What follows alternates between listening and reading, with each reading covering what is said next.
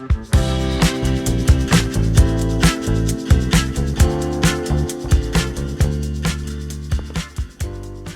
always so nervous to hit record, and I don't know why. I've been doing this for over 2 months now. Yeah. And I still get nervous doing this. Anyways, hi friends. Welcome to Booked Up. I'm Michaela, the host of Booked Up, and today we have a pretty full episode of all bookish talks. This is your one warning before I dive into anything, is I'm not going to hold back during this episode, so I'm going to put my spoiler warning here. I'm not going to really censor anything.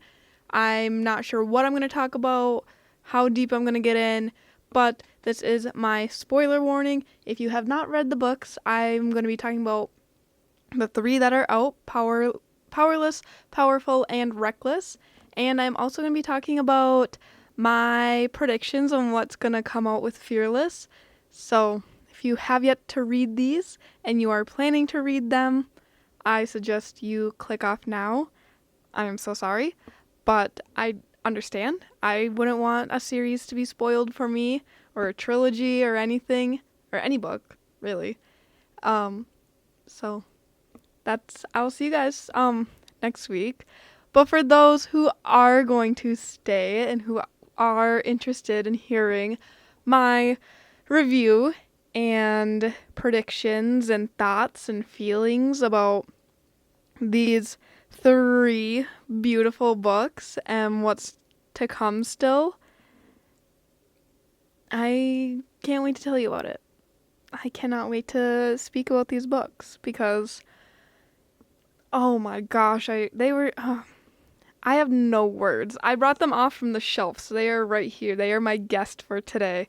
They deserve all of the glory to be in their full recognition. Otherwise, it'd be behind my head on the camera. Or, if you're watching the video version, they'd be behind my head, and you wouldn't be able to see them. But I'm just going to dive right in. I'm not really going to do an update at the beginning. Just still working. You know how last week I said that I was sick? This week, your girl got her period, so double whammy. I'm not feeling great, but here we are. And now let's talk about these books, because I ate them up. I read through them relatively quick. I loved every single part. In previous episodes, I talked about there were different parts during Powerless that made me gasp, especially the end of Powerless when Peyton killed the king. That was insane. And then the twist that it wasn't the king that killed Peyton's father and it was Kai, did not expect that at all, because I guess I either don't remember or they didn't really say how Peyton's dad died, just that he died and Peyton thought it was the king, and so she had this revenge out for him, and I guess he recognized her from the sounds of it. It's he knew who she was and that she's from the slums and wasn't worthy of winning and wanted her to die, which was insane. But then low-key Kai and Kit are in love with Peyton. There was just so much going on where you could tell that Peyton wasn't really into Kit, but Kit was falling head over heels with Peyton, and Peyton and Kai absolutely loved each other, but they didn't admit it in Powerless, and their tension was so high up until the end, but then their tension grew in a different way because, like I said, Peyton killed the king, their father, but he was going to kill her first. But I was reading that and I was like, oh my gosh. And then, yeah, it comes to light that it was Kai who killed her father on his first mission of the Enforcer.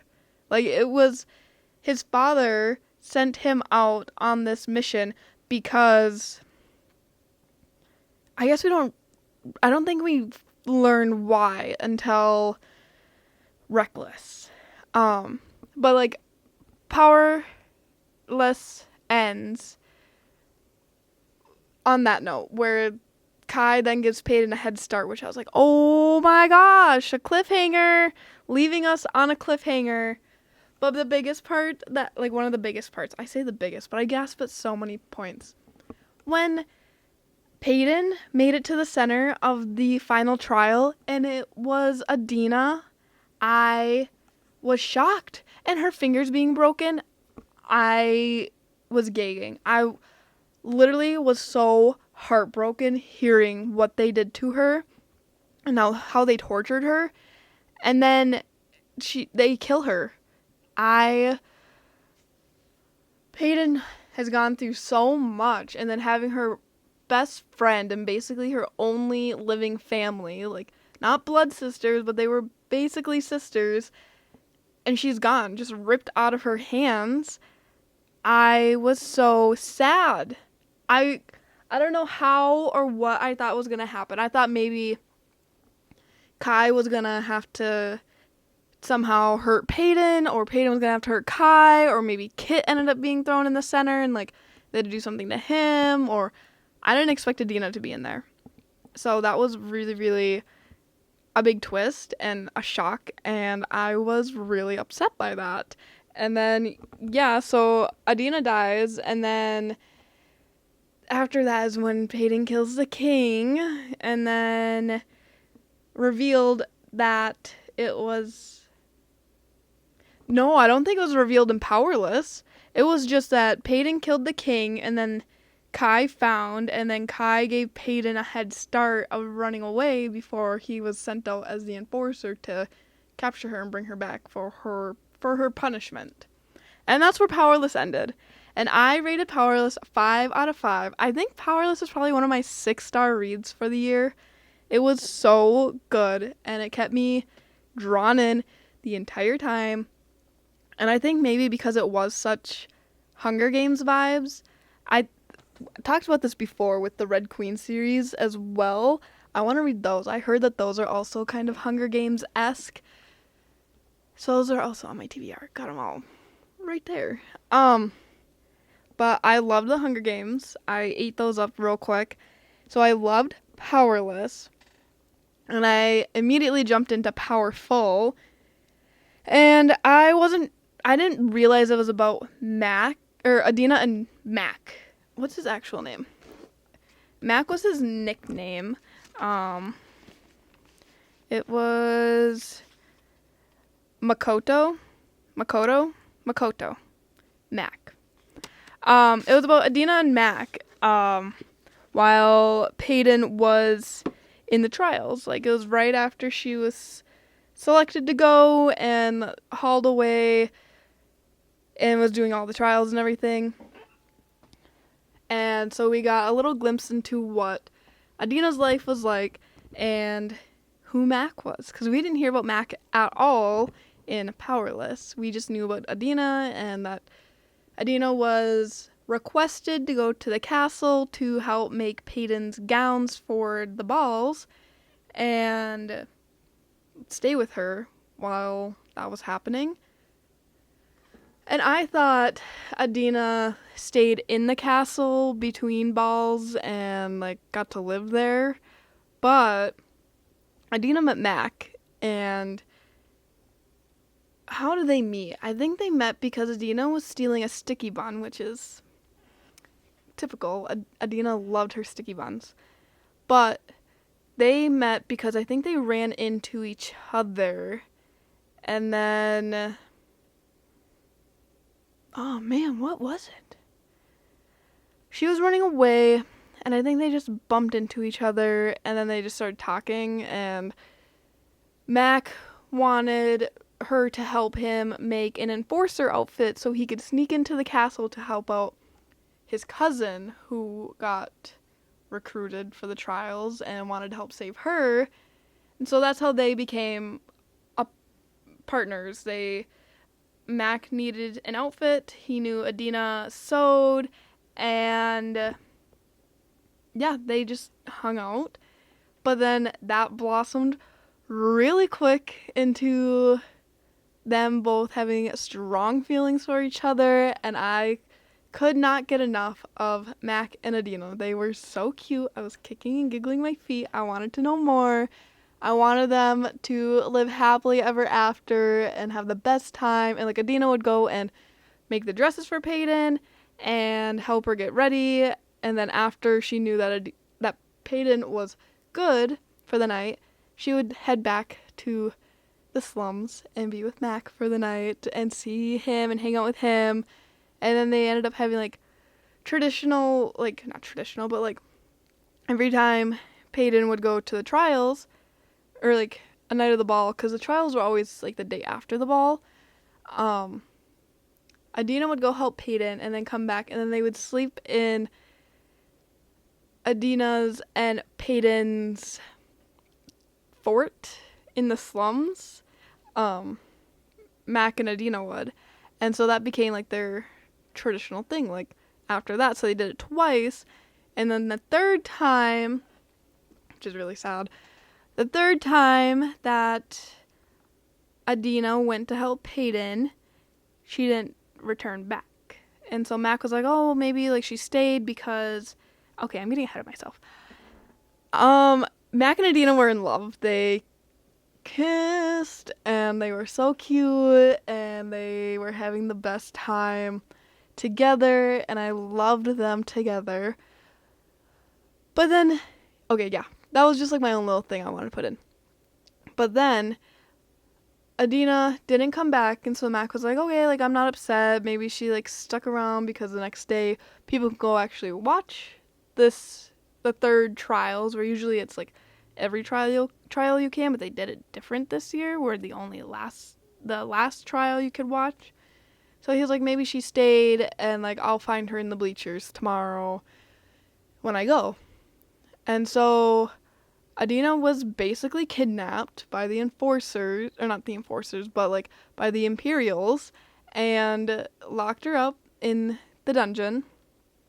No one knew, by the king's request. And they kept her in this little dungeon cell, and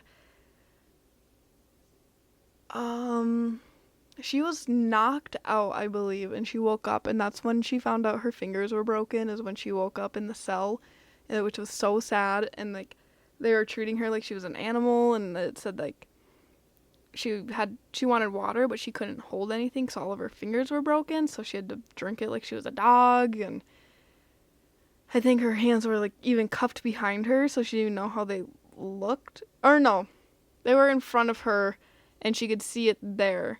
But then when the Imperials took her, because she was the thing that was in the center of the ring that they had to end up killing or hurting or whatever, they had to do something bad. And when the Imperials took her out and brought her to the center, that's when her hands were behind her and she could feel them broken still. I think, if I'm remembering correct. It's such a minor detail. Not minor, but like it's either flip-flopped one way or the other. So she was in the center, which was crazy. But Mac had the same powers as Kai, which was a big shock because the king killed everyone who had the same power as Kai, and Kai can take anyone's power and use that if they're close enough. So Mac was living under secret because of that. And I was shook. I was shocked, and like Mac didn't have any family, and it was just him and his cousin. His cousin was keeping his secret for him, and so that's why he was in the slums. So Mac was like, oh, I can just walk through and I'll feel Adina's powers. Like, I'll figure out where she is in the bleachers. I can feel her. She has a specific feel for her power. So he was walking around, trying to find her, and lo and behold, he sees her in the center of the arena, and he is shocked. He sees her fingers, and this part made me so sad. It was he saw Peyton find her, and Kai found her at the same time. Like, they entered at the same exact time. And Adina went to walk towards Peyton, and then that's when Adina ended up getting stabbed by a branch, and Mac screamed and was crying and yelling for Adina, and it was such a sad visual to read and think about, and just so heartbroken. And I was tearing up. I was choking up thinking about what Mac went through. Like, his cousin died in the trials. He has no family. He got disowned by his family, and he's been in hiding. And I think his father wanted to kill him as well because of his power, or just banish him. And I think he was also yelling at an Imperial, like, what is she doing in there? Why is she in there? And was crying for her on his knees. And it was such a sad visual. And then he opened up this letter or something that Adina sewed for Mac, and their thing that they said was like, see you in the stars, and that's what that said for him, was see you in the stars. And I'm pretty sure I shed a tear. It was really, really sad. I wish they had a better ending. I wish they had more of a story. I wish they met sooner, but that's the unfortunate truth about Powerful. I think I get Powerful 5 out of 5 stars. That one honestly could probably be a 6-star read, but I'll leave it at 5 for now. Very powerful. It's not necessarily a need to read between the books, but it is nice to get more of a backstory about Adina and who she was a little bit more, especially after her brutal ending, and getting a lot of her in Powerless. It was nice to learn who she was a little bit more, because we got so much of Peyton. Obviously, she's the main character. But it just showed that Adina was a real person, and how much Adina loved Peyton, and she did everything she could for her, and Peyton the same way. So that one was really nice to read. And then we get on to Reckless. So Reckless started off as a little bit of a slower read. I'm not gonna lie, I was a little bit bored for a good part of it. I was like, okay. I read some people's reviews like halfway through, and a lot were like, okay, it's like slow, boring, glad that's over with. What was the point? And I was like, oh, it better end good. Like, it better start picking up the pace. And it did. So it was kind of boring. It was a lot of running and trying to get away, and then people finding them, and then them trying to get away, and then Peyton getting herself into something, and then Kai coming, and then Kai saving her, and then a lot of like tension of like inner monologue, I love you, but verbal like, oh no, I don't like you, like you're the worst, I can't like you. And Reckless, I believe, is when she realizes that Kai killed her father. And that's when it was like a really big shock of like, I hate you. And they both had that same feeling of like, I hate you, you killed my father, because they literally both killed each other's dads. But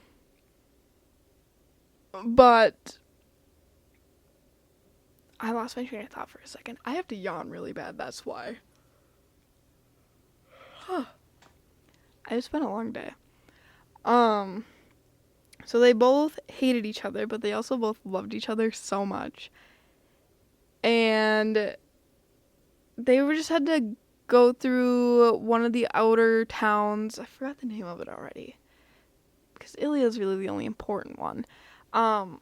So Kai found her and was bringing her back to Ilya, and they obviously went through some obstacles, and things were starting to progress a little bit. I was still kind of bored at the halfway mark, but then we get towards the end. I would say like the last 20% is when it really starts to build, and like it starts to get a little intense and a little crazy. It's Peyton finds out... Okay, so Peyton finds out that Kai's first mission was her father as, like, the future enforcer. That was his first one. And he just did as he was ordered to and didn't remember her or her dad. And so it finally clicked. He was like, oh shit, like, that was me. I'm so sorry. And so then she started to soften up a little bit. It was like, I still hate you, but what your dad put you through was torture. And then the biggest shock was, so they ended up finding people who were called, what did they call them? But they were like half and half elite, half ordinary, where they had just a little bit of a power, not full power.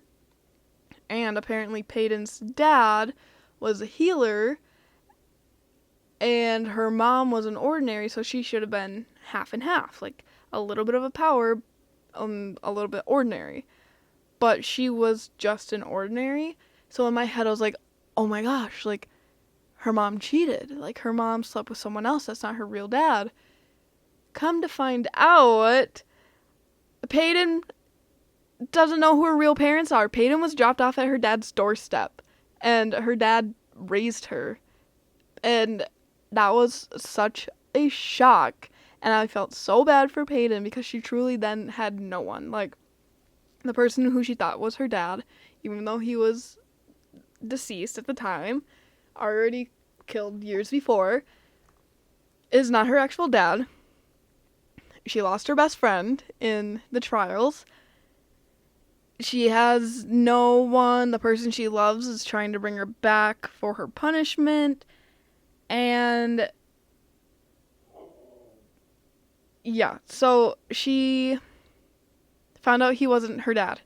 And I was surprised. I did not see that coming. I thought maybe her mom would have cheated. But her mom died giving birth to a different baby, and that baby also died. So, lovely. And then she was looking through his old journal and found journal entries and found out that he was the one who started the what is it called? He was the one that started the group that had the ordinaries going in to try and destroy the elites. What is that group called? Does it start with an R?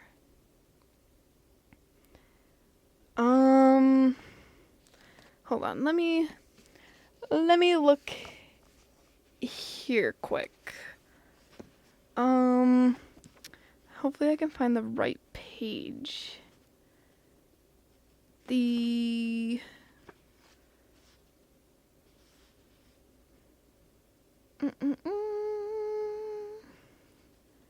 Peyton, because Lenny was in it.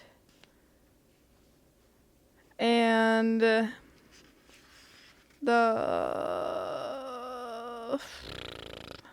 hold on. Okay, I looked it up.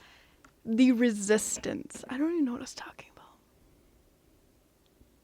I forgot my train of thought because I really need to find out that word. Oh, the journal. So she found out that her dad was the starter of, or her dad, the guy who took her in, not her biological father, but basically her father, started what is known as the Resistance, and that's why they know Peyton, because in the beginning they're like, oh, Peyton, we've been waiting for you, and she's like, who are you? How do I know you guys? And that's because her father. So her father was the one that was trying to go against the king and be like, hey, we ordinaries are fine. We don't carry diseases. We can live amongst each other. And so that's why the king killed him. I'm pretty sure, if I remember correctly. And that's why they, like, tried so hard to go against the king. The Resistance did. And so she found these journal entries stating, like, hey, the ordinaries are not, they don't have a disease. I'm literally a healer. The king is paying off the Imperials and everyone else in the kingdom to spread a false narrative that the ordinaries are dangerous and weaken your powers if they're around you for too long. So then Kai started questioning everything, and they, like, kind of forgive each other, and, like, they're starting to, like, fall for each other a little bit more, and slowly but surely, they're both like, I love you, but they don't say it. They're, like, thinking it, and it's, like, implied with everything that they do, and Kai was about to release her and be like, you know what, this was a mistake, run. Like, I'll find you again, whether it's in this life or the next. Like, I'll find you, you go. But then people found them, and she could not run. So then Kai ends up bringing Peyton to Kit to be like, okay, here she is. What's your punishment for her? And oh my gosh, Kit proposes to Peyton. And that's where it ends. That is where it ends. Kit proposes to Peyton, and then Kai's like, oh fuck, the love of my life is now gonna have to marry my brother, because obviously that's gonna be, like, her punishment. Like, she's gonna be forced to live there and, like, be there with them, and Kai's just gonna have to live with it. Like, yeah, my brother just married the love of my life, and I know, like, she's in love with me, basically, because we just made out a ton on our way back here. So now I'm just really anticipating what's going to come from Fearless, and I have high hopes for it, because having an ending like that and this big twist, like, it was twist after twist after twist. Like, Peyton finds out that her father was part of the resistance, but then she also finds out that her father wasn't her real father, and that's why she's an ordinary. And then she finds out that she experiences Kit proposing to her. She thought she was going to be coming back for her punishment to be death, but no, she's got proposed to. And obviously she can't say no. She can't deny it, because otherwise she probably will die. So now we're going on to Fearless. Oh, my rating for Reckless was 4 out of 5, simply because a lot of it was a little bit boring. It was a little bit, it was a good story filler, and it was good to know what happened, but it definitely didn't catch my attention like Powerless did. But like I said, like, the last 20 to 30% of the book was where it got really good, in my opinion. So Reckless was a 4 out of 5. And now for my predictions, or what I think might happen with Fearless that comes out in April. Literally, why did I read these books so quick? Now I have to wait months for the next one to come out to figure out what happens. Part of me feels like it's going to be the typical ending where we know that Kai and Peyton are going to get together, but I also don't want to get my hopes up for that, because there could be that off chance that it doesn't end up that way. But I think the next book is going to be mostly wedding preparation. I feel like it's going to be Kit and Peyton trying to prepare for the wedding, like, to get through all that, and, like, gonna make her go through all these royal tasks and get ready to be the next, like, the queen. And I feel like she's still gonna be going through punishments. Like, it's not gonna be, like, all high and mighty. And the book is all gonna be just leading up to the wedding. And I feel like after the halfway mark, probably around 60% in, Kai is gonna swoop in. Like, Kai is gonna be seeing her on the side, obviously, like, pulling her out of the hallway to talk to her and be like, hey, yo, like, what's going on? I'm in love with you. You can't go through with this. And she's gonna be like, hey, yo, I'm in love with you too, but I have to. And so they're gonna, like, low-key see each other. And I think at one point they're gonna make a plan, and Is Kai going to his own brother. I don't know. That would be a huge twist. That would be a shock to literally unalive your own brother for a girl, for Peyton. I mean, not for Peyton, but like, that's insane. That would be insane work. And honestly, I need me a man to do that if that were to ever happen to me. But yeah, I feel like that's gonna be it. There's gonna be something huge that happens because I feel like Kai and Peyton are gonna be together in the end, and like all of Ilya's gonna be back to normal. Like I feel like it's gonna be announced that ordinaries are fine being with someone else who is not what you are. Like if you're an elite, you can be with an ordinary and vice versa, and that like all will be fine with the world and everything starts to settle out. I feel like Kai is gonna be the next king, and I feel like Peyton is gonna be the queen. And Kit is either gonna be, or he's gonna like realize and be like, oh, like you aren't in love with me, and what we were taught growing up was insane. Yeah, like let's fix this. I don't know. My predictions may or may not be right, but that's what's in my head for a hopeful, happy ending. It could end bad. There could be a fourth book. Who knows? But if this is the end, I think this will be the last book. I'm hoping that it ends with a happy ending of Ilya's finally returning back to normal, and all the other kingdoms around are starting to become, like, good with Ilya again, and everyone can live in peace and harmony. Oh, it's just a fly. If you're watching the video, you just saw me get attacked by a fly, and it freaked me out because it was right in my face. But anyways, that's my predictions for the third book of the trilogy, Fearless. I guess we will see in April of next year, this coming April, what's right. Maybe we'll have to like look back on this and see what I predicted. See if it's correct. If anything I said is correct, I will be blown away. But that's my overall with these three, with Powerless, Reckless, and Powerful. I would rate the 2.5 books technically that are out. I'd rate them a 5 out of 5. I'm in love with these characters. I'm in love with these books. I went through these so quick. I love Peyton. I love Kai. I loved Adina. I loved Mac. Kit is a little questionable, but I love these books. I love the story. I love the tension. I love the love between them, even though they haven't said it, but like you know it's there. It's implied. They know it. I love it all. I love their bantering. I love their little like back and forths and like how much they care for each other, but like they don't want to outright say it.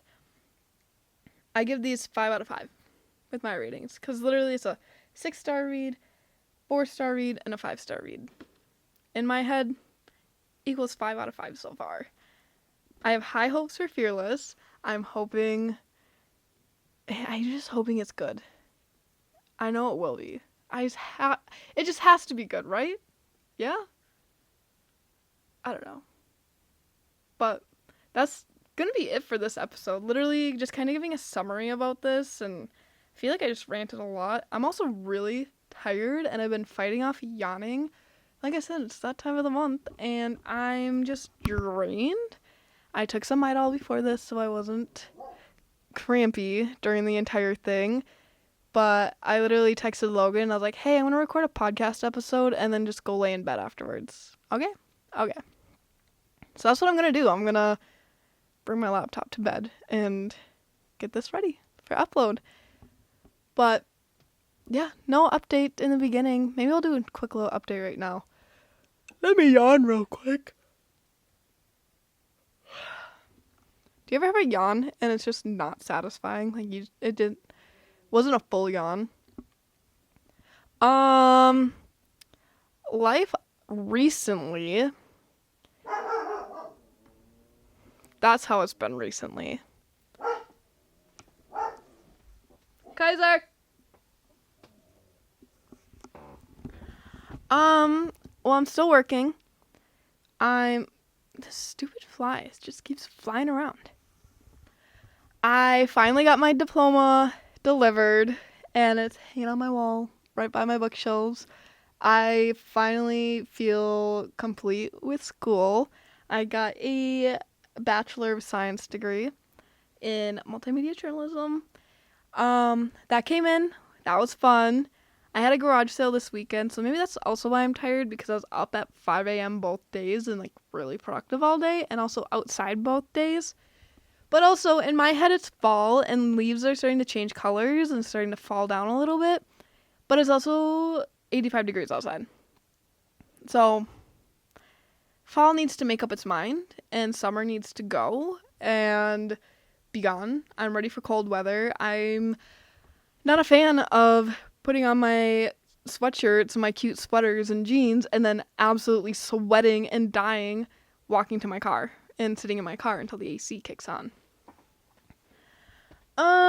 What else? Oh, I started The Perfect Marriage, and it is really good so far. I got 25% of the way in already. I haven't picked it up today yet because I was at work all day.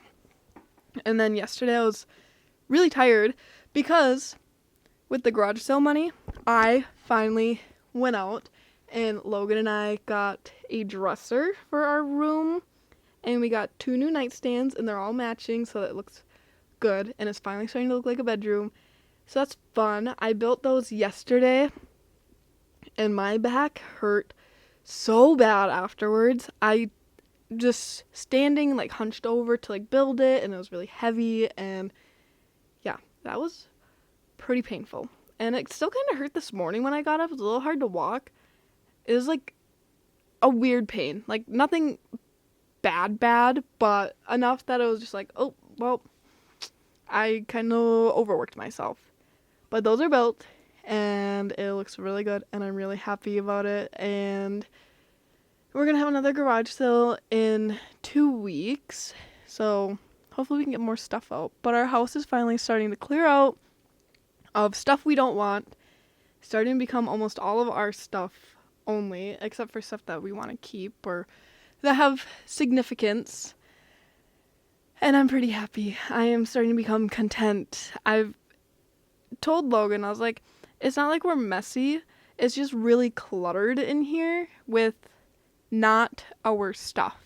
And so it would stress me out really bad. Like, I'd have probably 1 day a week where I would kind of, I don't want to say flip out, but I'd just get really irritable and really like, we gotta clean, we gotta get rid of this, and we gotta get rid of this and get that out, and throw this away and do this and do that. And now I can feel myself starting to calm down a little bit.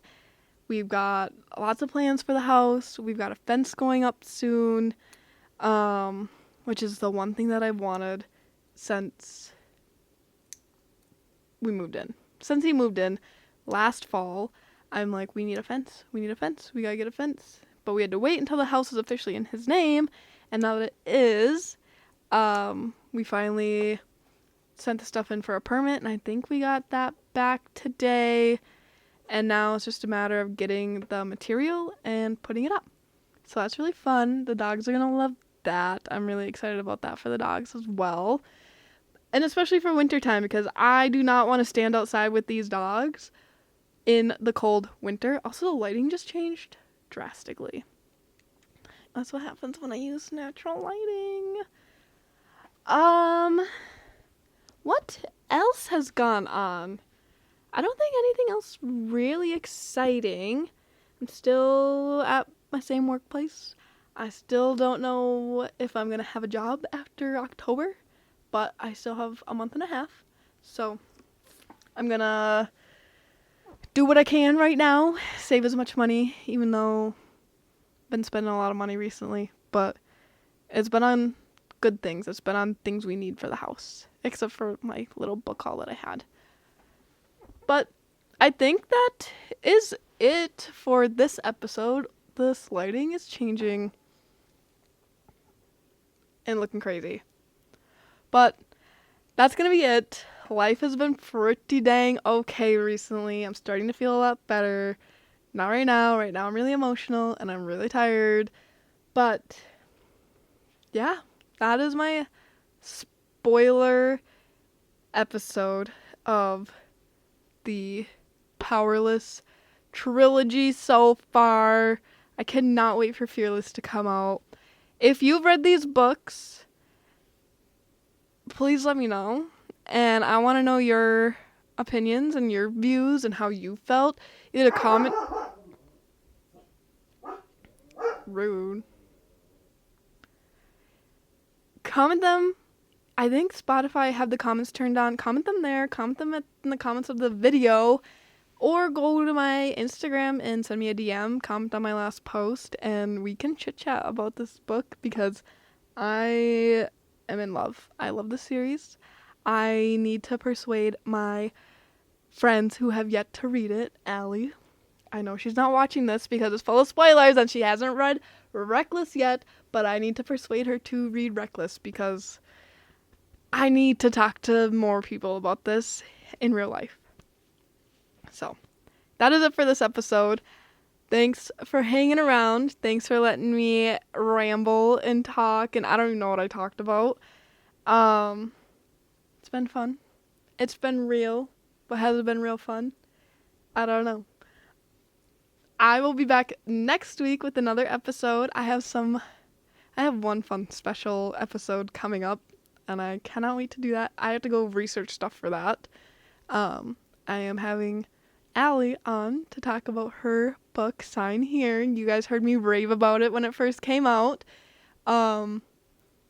AE Boss. I'm going to have her on. I'm going to interview her, use my journalism skills that I learned in college. And that will be a fun episode. I'm going to record that this coming weekend. And yeah, I'm just going to keep chugging along, keep kind of talking about what comes to mind and winging it, I guess. I don't know. But yeah, that is all. And I will talk to you guys. Actually, make sure you follow the podcast on YouTube. You can subscribe. Go follow the podcast on Instagram. Go follow my personal Bookstagram. Make sure you're followed on Spotify and Apple Podcasts. That would mean a lot. And that way you guys get notified when I upload and when the podcast episodes go live. And then if you're feeling generous, just leave a rating or a review on the podcast. I love to see what people think. Obviously seeing good reviews makes me feel good. It makes me keep chugging along with this and wanting to do more of this. But yeah, if you're feeling inclined to do so, that would be great. If not, no worries. I totally understand that it's a little cheesy to be asking for ratings and reviews, but I don't know if you want to. But that'll be all. And I will talk to you guys next week about whatever is on my mind, I guess. Okay.